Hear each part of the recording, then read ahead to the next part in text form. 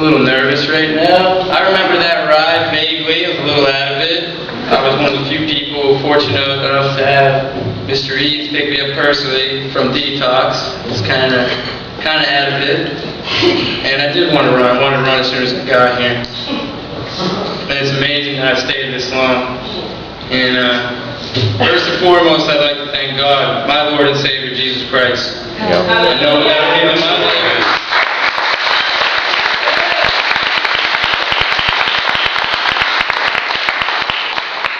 I've not been able to do this at all.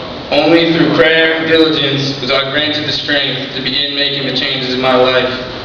Up until the time I came here, everything seemed to go wrong. I always blindly hoped everything would get better without taking any action or responsibility. As much as I initially hated the idea of coming here, I know how desperately I now need this program.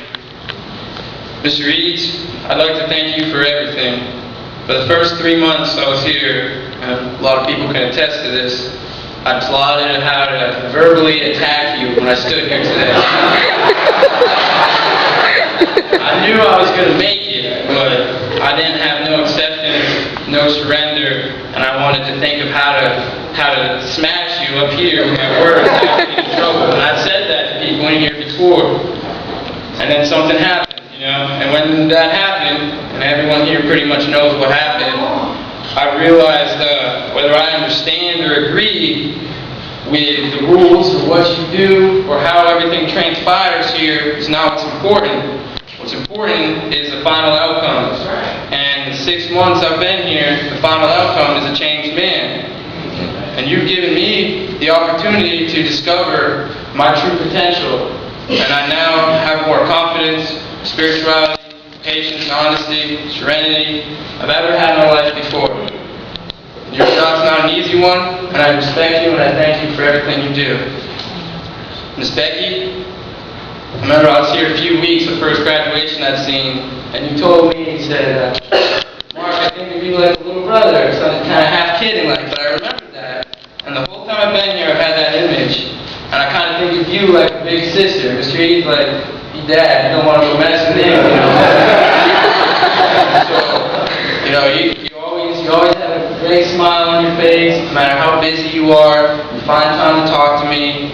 And whenever I do something wrong, like that day that I did something real wrong, and you said, don't talk to me.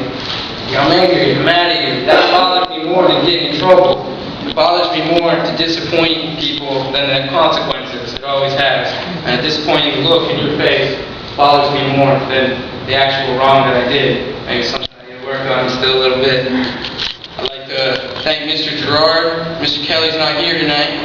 Mr. Gerard and Mr. Kelly, thank both of you. You know, I respect you. You inspired me and encouraged me and influenced my life in a very positive direction. And I enjoyed, you know, I talk to you pretty much as I talk to my own counselor.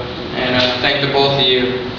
You know, to everyone out there, everyone I've got to know over the past 6 months, come and gone. I'd like to thank everybody. It's been a life-changing experience for me. You've all had a part of it. Wardo's not here, but Kevin's out there. You two especially. I probably would have ran if it wasn't for you. And you were there from the start. John, see a lot in you, man. A lot of myself. You're a good guy. I'm glad I got to know you the past 6 months. And Joe, way back in there in the corner. I've grown real close to you, and I consider you one of my best friends. So just keep doing the right thing. Things are going to get better for you. And that goes for everyone here. When you just keep doing the right thing and actually give up a little, you know, surrender, that's when things start working for you, you know.